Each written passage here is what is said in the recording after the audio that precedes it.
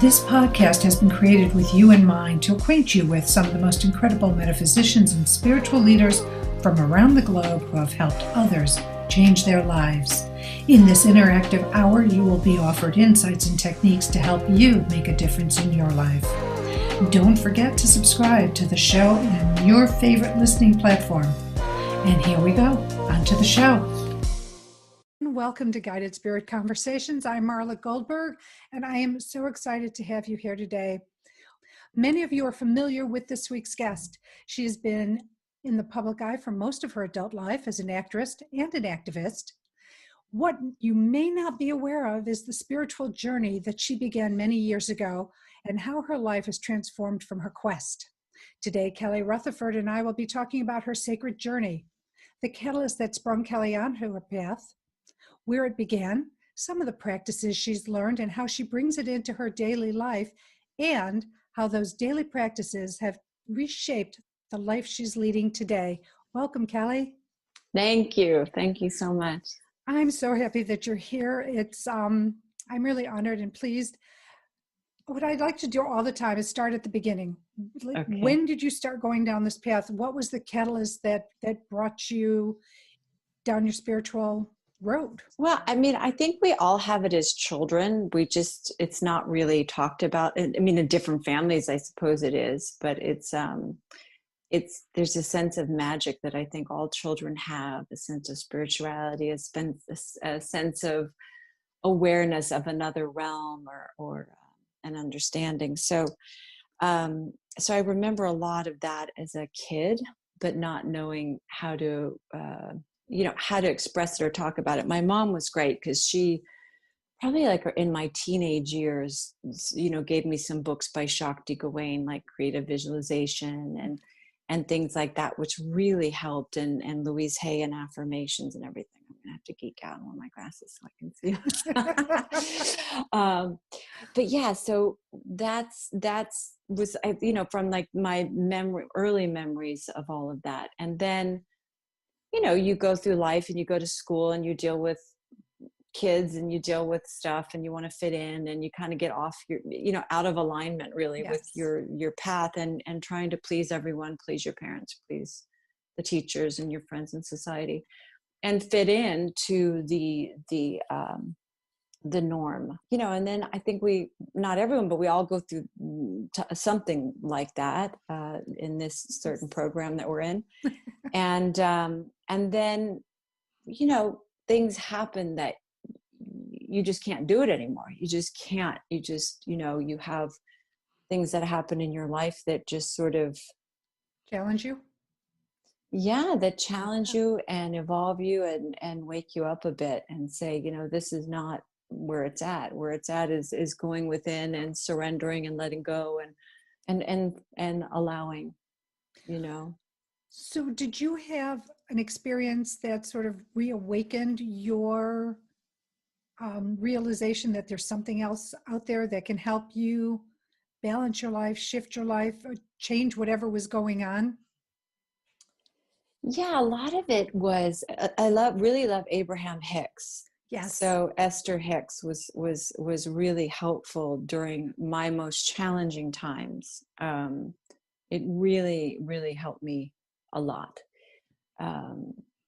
Before that, it was much more about manifesting what I wanted, or manifestation that I was interested in. Like so many of us, it's like, how do I manifest this or that? Or yes. And then it became more about, being in alignment with who I really am and love. And it became a lot. I've always been about love. I think that's always been a real through line in my life, and been that aware of the need for that, or seeing the need for that in everyone around me, where even as a child, just like, why aren't these people just coming from love? Like, what's up? Why are they also stressed out and trying to be so many different things for everyone? And, just feeling kind of like it's really about love, And something we need a lot more of today, because we have a lot of healing to do. Yeah. But going back to it, so as an adult, because we know the teenage and I love the Shakti Gawain book because it was one of my early books as well. Yeah. Was when you had whatever it was, whatever situation, because we don't need to rehash what is. It's more about, was there a certain thing that you tried? Like a lot of people go to Reiki, Mm-hmm. either as a receiver, or they say, oh, I'm going to learn this so I can help myself or others. What was your first, as an adult, modality or technique that started you wanting to learn more, wanting to bring it into your life? I think realizing that fighting something that seems much bigger than we are, and when you're fighting something that is harming you, you know what I mean, where you're physically being, whether it's financially, physically, psychologically, you fight and you fight and you fight, and particularly if it's something like your children, you fight in particular. But what you realize is that, there are systems in place. So Yes. you can't take on the whole system, right? You can't take on the whole thing, or necessarily even an individual who is motivated, from in a different way, in a different operating system than you are, coming from a very different place, frequency. So what happened was, it was just a matter of realizing that I had to let go. I mean, if I was going to physically survive, mentally survive, financially, I was, had spent everything. So it was more about, okay, I've done everything I can do. And so I have to just let go. And so I think sometimes in that letting go, I think that's what happens with all of us when we're challenged, is you hold on, you try different things, and sometimes the best thing you can do is take your attention away from it, let go of it, let go of the rope, that you're being pulled by, in whatever that challenge is, and to be able to say, okay, I'm going to take my attention away from it. I need to find the joy, realign with who I really am, and stop judging the situation, the person, the whole thing. Just, it's taken too much of my life force to do that. And realign yourself, refocus yourself, reprioritize yourself. And so that's, you realize, because you reach a certain point, you can no longer do it, Right. the thing, whatever it is, I do know. um, Yes. so you're like, Firsthand, I know. right. So, and the Yes. alternative, somebody asked me today, why are you so uplifting? And I said, because the alternative is not fun. I mean, the alternative, which is to be the victim, to live in this resistance place or judgment place, or anywhere that you're not in love, in a loving space, an Right. alkaline loving space, is not really in alignment, right? So it's just sort of remembering that and allowing that and trusting that. Did you read books? Did you follow anyone? Was there anybody special that you resonated with? Yeah, I followed a lot of people on Instagram. So it was kind of the beginning of that, time. So I kind of found my people, not intentionally, just sort of, you dive in. And then of course, yeah, there were books. Again, I think Abraham Hicks probably was the most helpful. I read a book called Bringers of the Dawn. Barbara, what is it? Marcianic, I think is what it is, about the Palladians. It's an interesting thing. So a bigger global view, a bigger view of things. Yeah. And it's interesting how that happens, because we the majority of us who wake up, or are shook awake, because our circumstances, just, I can tell you, I was brought to my knees during my divorce, and it was brutal, and it was arduous and painful. And I just swore to myself I was just not going to break. Ended up being fractured, but not broken. And Mm-hmm. in the process, I started going to my first mystery school. So for me, it was, learning to heal myself, because nothing else in my world was working, and I needed something else, because I knew there was more. Mm-hmm. There's just more. when did you begin to feel the shift though happening in your life? So, a lot of times, um, like I'll just share, I had a gratitude practice, and I do this when I walk my dog. I look like a crazy woman who talks to herself because I do my prayers and I do my gratitude. And then one day I realized, like, I'm always happy. I'm always singing. And I feel like I'm walking on a cloud on a daily basis. And it was just this big epiphany because it was so subtle, the shift. Do you remember when your epiphany came, when you realized that you were released, you surrendered, and now all of this beautiful energy was coming to you? Well, I think like you, it's a practice, it really is a practice of being in gratitude and making those lists. And even when you think nothing in your life is working, if you sit down and make a gratitude list, you realize that there's a lot of good stuff in your life, even at the worst, right? So that Absolutely. sort of starts the shift. And again, just filling your mind and your space and your energy field with good energy. It's like not watching the news and not taking in all this negative stuff, and really everything is a program, right? So we've learned things from the time we were children that that's just what we were taught. Is it all true? We don't know, right? Right. But so we may as well, some of it probably is, some of it probably is other people's beliefs and ideas, and we just kind of took it as our own and whatever, right? So we may as well reprogram ourselves, in which is kind of what you're talking about when you're walking the dog, which is I want to reprogram my subconscious mind to believe that in what I want to believe in, and feel the way I want to feel, and live in the world in which I can create my own reality. So it's a relearning. Everything that we've learned along the way. So to sort of do it for ourselves is really an important thing. And I think affirmations do that. Surrounding yourself with people on the same frequency that are evolving, and it's important. Do you also receive energy work from outside practitioners?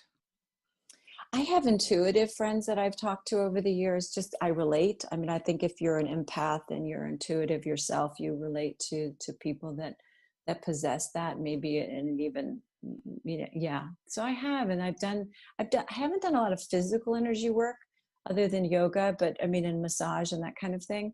But definitely worked with healers, yeah, over different things Parts of your parts of your life you've along the way. But I'm from LA, so everyone was doing that when I was, yeah, everyone's been into that for years, yeah, and it's well-being.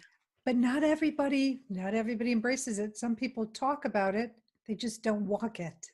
And Right. some people walk it and they try absolutely everything that there is. So you have all kinds. And LA is a very interesting place. And it's, but the one thing about LA, the energy there is open and receptive, as is all of the West Coast I've found. You go to the West Coast and the East Coast, and it's very open. And maybe because the water lines it. Yeah. But like you go to a place like Chicago and the energy is much denser. Yeah. And they're more skeptical. So to get people to open up and be receptive towards energy work is not as fluid as, let's say, the East or West Coast. Because you go to New York and there's a ton as well. Yeah. Yeah. Different energies, different places for sure. If you're just tuning in, I'm really thrilled to share with you that I'm talking to Kelly Rutherford today. And Kelly, from her stints as an actress in her life, and she's an activist and a mother, and she started a spiritual path a number of years ago, and we're talking about her path, how she got here and what she does and how it transformed her life. So welcome back, Kelly. Thank you. So you have a practice, you believe in gratitude, you believe in I call it love breathing, because you want to be in a place of love and joy, and you breathe it in, you breathe it out, you share it. Your children, are they aware of your gratitude practices and the other practices that you do? And if they are, do they incorporate it into their lives? Yeah, I think the best thing we can do is be an example, with the kids, especially Yes. because you try to tell them and it's sort of like, you get eye rolls and all sorts of things. At a certain age, you're just like, so I always find that the best way is to show, be an example of that for, them. And also, most of what I do with my kids is just honor them. I mean, my big thing is that, we really more and more need to just focus on honoring our children, and they come in with the upgrade. We're an old operating system as much as we Yeah. keep doing our best to keep up, but they come in knowing so much, and I think that I do my best to respect and honor them. That doesn't mean I'm not their mom, and I'm but I always talk about love and kindness with them, and how we relate to each other, and sort of having an understanding of other people. Even just the other day, we were talking about getting frustrated just walking down the street, and how some people are slow and some people are this. And I said, well, just, everyone's at their own pace, and I said, all this judgment and getting frustrated and this and that. I said, we don't know what somebody else is going through. I said, what if you found out that they, had just gone through a huge thing in their life, and there you are being, upset with them for walking slowly down the street or something. I mean, it's just, and it's how we use our energy. It's like, are you going to use your energy for that?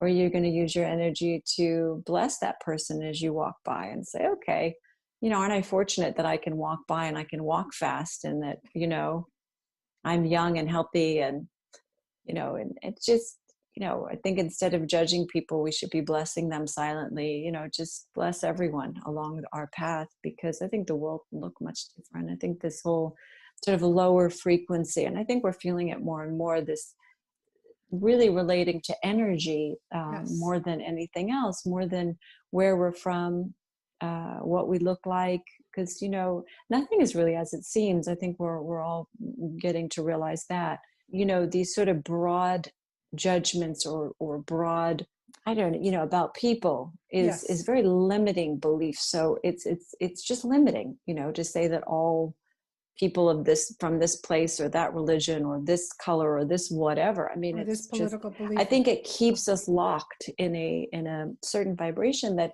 is sometimes orchestrated. um, and I think it's probably better for us to just say, you know what, each individual carries their own frequency and their own energy, and that's what I relate to. And what you find is you just don't even attract people anymore that aren't of a certain frequency and aren't in a certain harmony with you. If you stop judging, it's almost like the judging attracts more of it and creates, It it does. keeps you, again, it keeps you locked in it. So anyway, it hasn't really throughout history done us much good so far. So I think that just judging people based on each person's energy is frees our energy up a lot more. You're 100% correct. I believe the same thing. And at least you're correct in my book. So, because I can't say for everybody, but I believe the same thing. And like meets where like is. So did you ever notice there's somebody who's always having issues over and over and over again, and they keep having the same issues? But when you break through and you start shifting your belief system, your perspectives, and you raise your vibration, everything that comes Definitely. to you raises as well. Yeah, that's the benefit.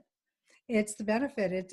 And that's why I talk about, now's the time to heal. We're in a birthing process, so I don't know if you've heard of Deirdre Haid, but her husband is Will Arnst. He's the man who created What the Bleep Do We Know and the I sequel. love that I movie. know, How wasn't it great? fabulous. Yeah, wasn't Joe Dispenza in that movie too? Wasn't he one of the people that spoke in that movie? And he's so great.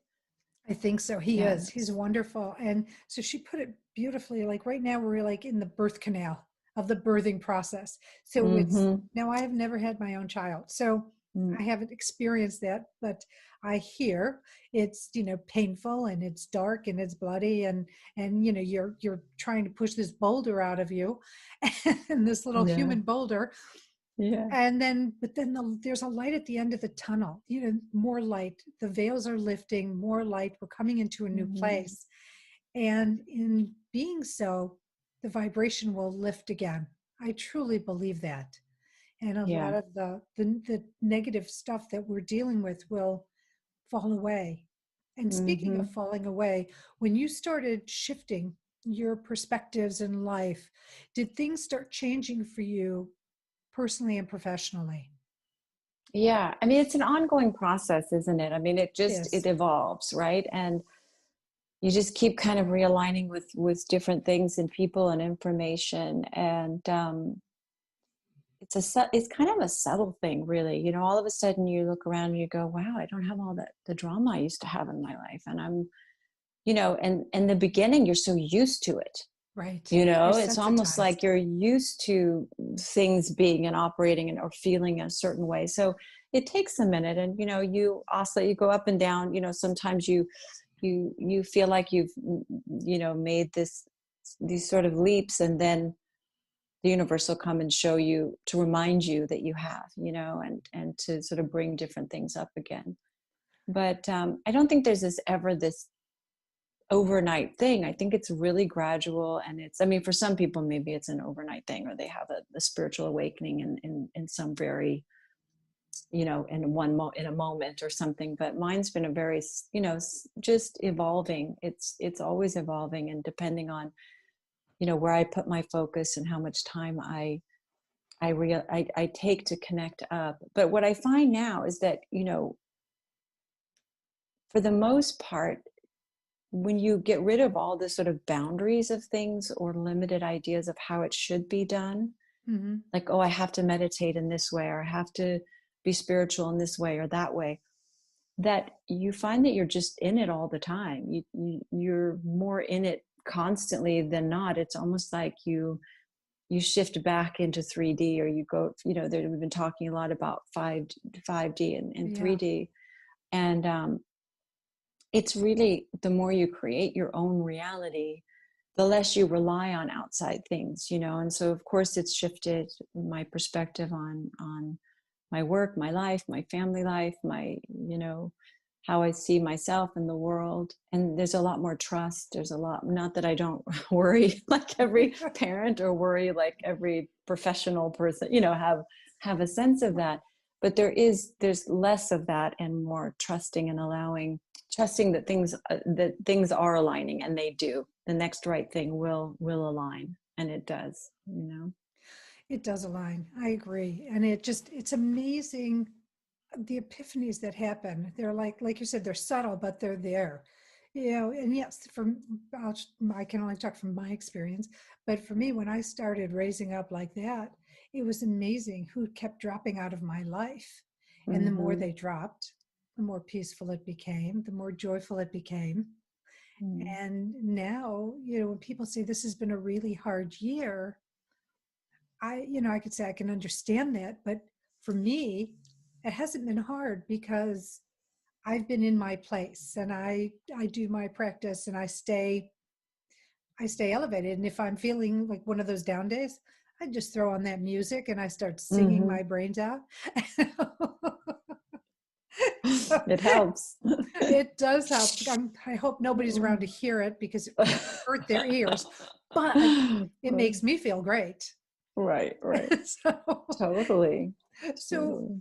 in learning these new processes, have you found more opportunities coming to you because you're vibing higher, and it just seems like just things fall into your lap more synchronistically than they used to. It's not a struggle to get what you might work, for example. Yeah, in different ways. Like, because I think, you know, what you think you want and what you really want may be very different vibrationally, right? So we Yes. think, like, oh, I want this car, or I want this thing, or let's say it's just material things, or you want to, you know, but what you learn to trust is that everything you need and does show up. You know, it's funny. It's like, again, it's like not having to limit what it is, even, you know. It's like, if you need a car, it shows up. If you need a place here, you need a thing, you know, and you're always sort of in a more guided place, I guess you could say, which takes, you know, trust and a leap of faith. And it may not always look the way you thought it would look, but it feels the way you want to feel, if that makes sense. Like, Absolutely. Like it's more the connection to how do I want to feel? What if all my needs are provided for? Do you know what I mean? Like, Yes. what is it that I ultimately want to feel? And that's what has been the big shift, is feeling more in harmony, feeling more peaceful, feeling more abundant in maybe different ways, or finding, joy in different things than maybe I did before. So, I understand totally. And I think everybody out there understands that. And here's the thing, I feel that the needs that you want change, that, you want the need of nature, the need of mm-hmm, hearing children laugh, mm-hmm, simple things like that bring you so much joy, where to me now a car is a mode of transportation. mm-hmm, And my husband just bought a new car, and we were going through it, and I said, at the end of the day, it's a car. yeah, It's a way to yeah, get you from A to B to C, and you go from there. Because we're in my younger days, I wanted and I wanted and I wanted, but now my wants are just different. I just want yeah, healing. I want people to have the comfort and love that they need and want and desire, things like that, mm-hmm. which I think resonate with what you were saying. Totally, totally, it does. And you can still appreciate beautiful. I mean, like a beautiful car or a beautiful set. It's. Yes. But and I think, again, like you said, when you're younger, it's and we're infinitely creative beings, right? It's just, what do you want to create? And maybe once you've had those cars and you've had the nice things and you've done that, you realize that they're beautiful, but what Yes. is it? And if is it about beauty? For me, I mean, for most of the manifesting I've done really has been about beauty. I just love beautiful things. It Like doesn't surprise me. on the material side of things, I love fashion, I love art, I love beautiful things, I love connection. But it all is connected, right? It's all. It is connected, it, but yeah.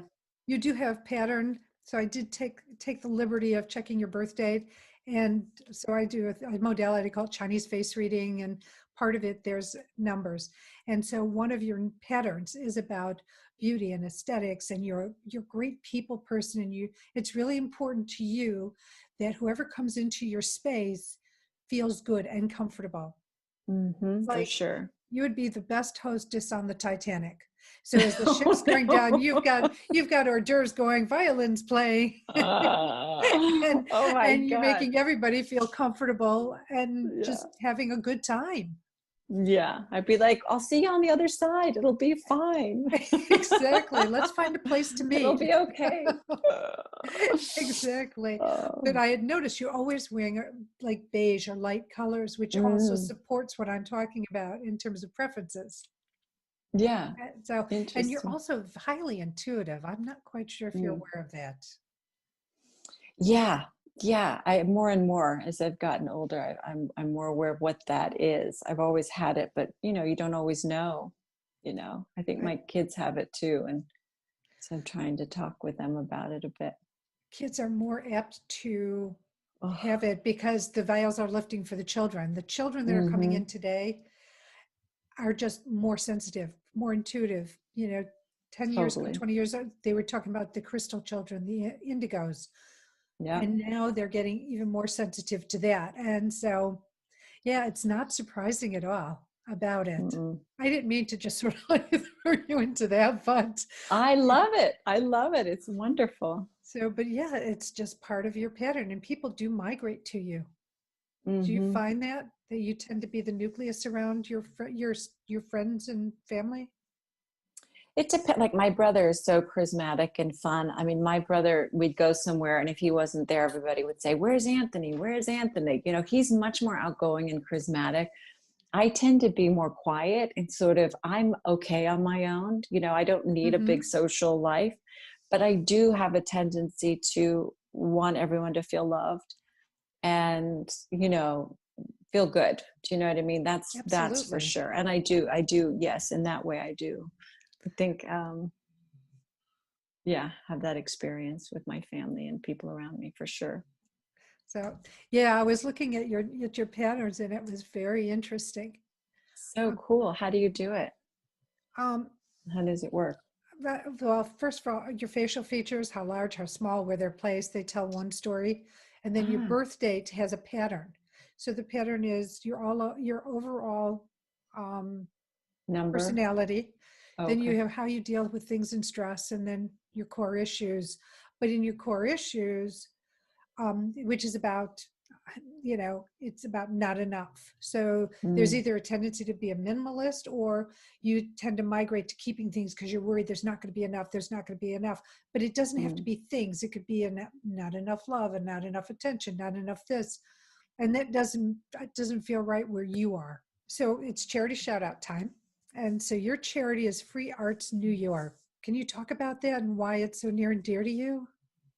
Yeah, I went to a lot of their events when I was living in New York, and it was really like inner city exposing inner city kids to art and art classes and all these things, because they had taken so many of them out of the schools and such. So I love art, and I think it makes such a difference when you're growing up, having that outlet, Yes. having that place to go. So, you know, anyway, it was something. I really loved the group, and they'd pick an artist each year, and all the kids would go and work with this artist, and it was just really cool. That and there was another one, StepUp Women's Network, which is a wonderful organization, which is all about, it started many years ago. I think it was like not many, like 14, 15 years ago or something, and really about women mentoring women and helping each other in business and doing all of that. So that was also another great organization That sounds that I love. wonderful.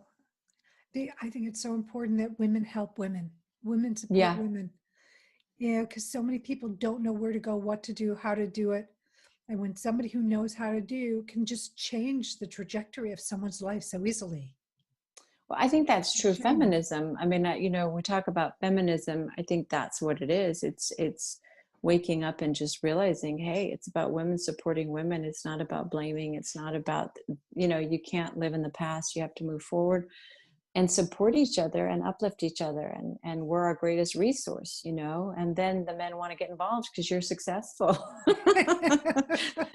They show up like, wait a minute, what are you guys doing over here, so it's really yeah, that's to me what true feminism is women helping other women, and us doing that with each other.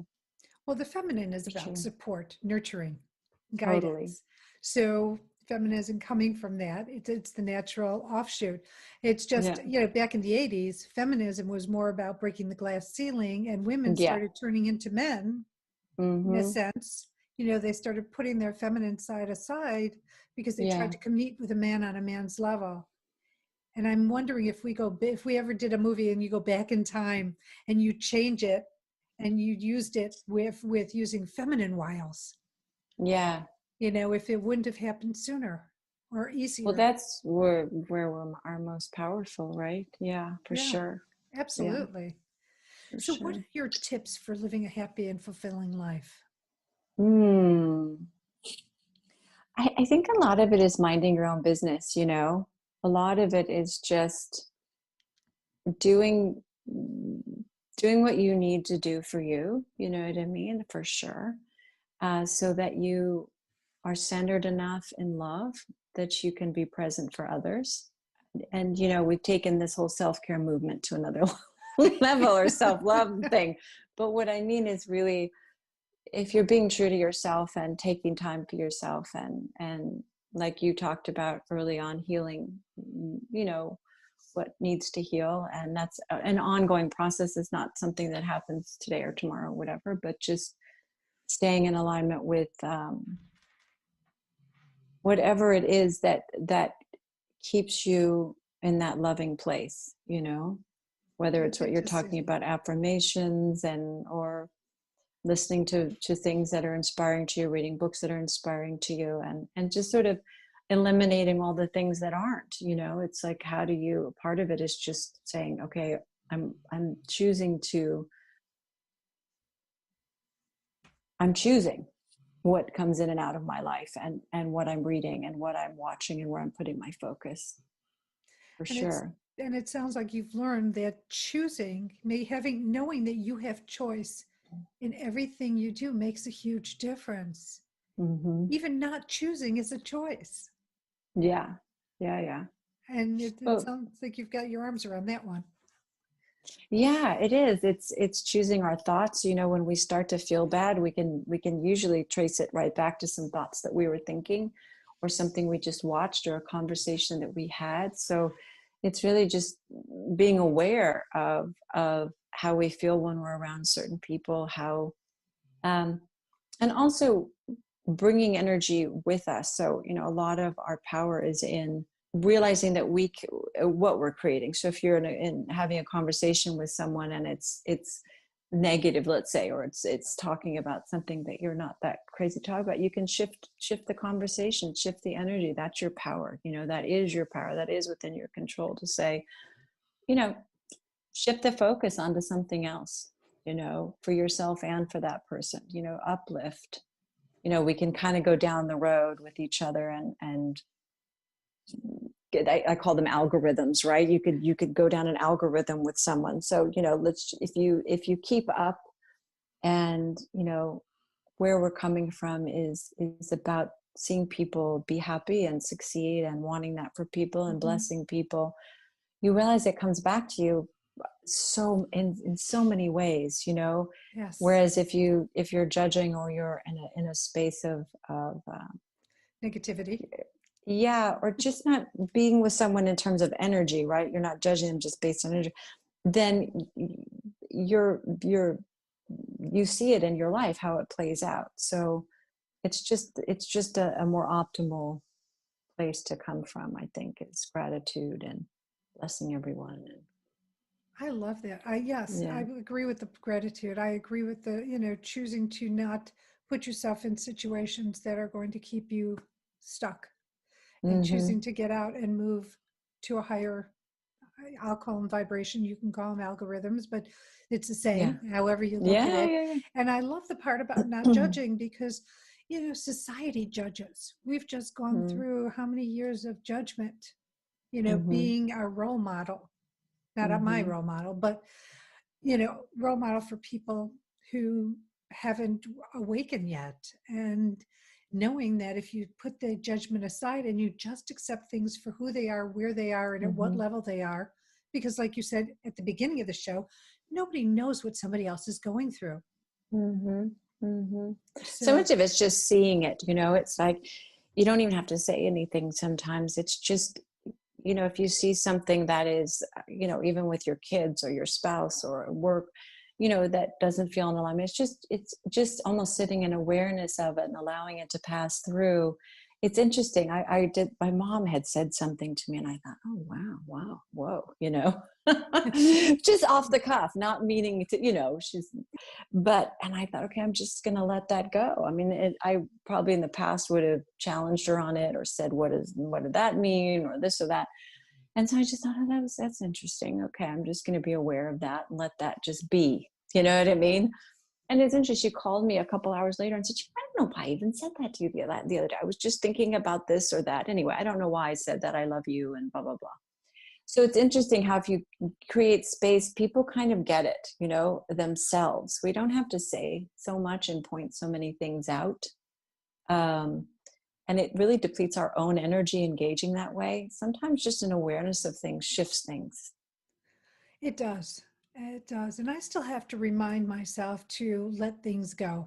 I'm a human being. I sometimes get, pulled in, but then We I all try to do. I pull do. myself out. And so, Yeah. no, people think because you talk about it all the time that you should be, at a, is it a more than human level, where you don't get stuck in the human, the humanness of, Triggered. Yeah. yeah. And, I mean, listening to your words going, sometimes I just need to, I need to like pull my ear or something just to remind myself to pull myself out of a situation. The thing is, it feels better, too. It's does. like, we spend so much energy on all these things. And I think what all these Buddhas and these people that, have been trying to teach us is just being awareness, awareness of what you're feeling, awareness of what's happening around you, and awareness of what you're creating. So what am I creating with the thoughts I'm thinking? And what am I creating with these actions and the words? Words are they call it spelling for a reason. I mean, we're casting spells all day long with the words that we say. So there's so many distractions from being aware. So much of it is saying, okay, how many of these distractions do I really need, and how many are worthwhile to me, and how do they make me feel? So that we can be more, more aware and present. And authentic and living in a mindful way. Because Yeah. present and mindful, two of the same things, two sides of the same coin. For sure. But it does, it makes a big difference in life. It makes a big difference in attitude. And don't you know, when you feel good inside, you just glow on the outside? Totally. Yeah, absolutely. Yeah. Absolutely. And people feel it. We are constantly transferring our energy. Our energies are connected to everyone all day long. So it's really important that we do more than ever. Well, if you walk down the street, you're walking through globally. somebody else's energy field, and they're You can walking feel through it. yours. Yeah. Mm-hmm, and sure. You're so empathic. You can be a little sponge. Yeah, I know. Oh. True. When we're So off, I'll true. give you an exercise. I'll give you something that can help you. But okay. Okay, good. But it's but yeah, you do, and people do pick up people's debris. I hate to put it that way, but it is, because if you walk into somebody who's got dark thoughts, it's like it comes on you like a sponge. And it's interesting though, because you say that, but it's kind of what I was talking about before, because I know what you mean, being empathic. And how do you deal with that? And a lot of it is, again, like awareness. It's just noticing it. And it's interesting how if you notice it, they notice it without having to speak a word. And it shifts both of your energy. It's really beautiful. It's an interesting exercise. It truly is. It can be. I know that there's an exercise I like to do when I'm driving, and I'll stop next to somebody and they'll be looking at me, and I just think, I love you. I love you. Ah, beautiful. And it just, and all of a sudden you just. What does your husband think of this? I'm teasing. Believe me, it took my husband a long time to even try to wrap his mind around what I do. He's like, well, what are you talking about? Now he hits me up for guidance. So of course, I know. First they think you're crazy, and then they come to you for advice, right? Exactly. Like, wait, maybe there's a little something to this. But he's actually highly intuitive himself. So he's got a good gut feel for things. He just doesn't like to admit to it. Yeah. Yeah. And what about your former husband, the father of your children? How does he wrap his mind around this kind of belief system? I don't really know. I don't know. I mean, I know I from what I know, he does yoga, and he's, into that, and he's certainly into fitness and but I know he's super hyper intelligent, that's for sure. Yeah. Yeah. Well, Kelly, this has been just such a beautiful conversation. Thank you again for being on the show with me. Oh, thank you for inviting me. Bridget, thank you. Right arm, left arm. I don't know what I'd do without you. I just so adore you. Thank you for all you do for me. Laura Rico. Oh my God. What can I say? You're just an earth angel. I want to thank you, the listening audience, for taking time out of your day, out of your life to participate in this show. I hope that you're receiving what I'm sending out in terms of what I'm hoping that you will receive from these conversations, from the show.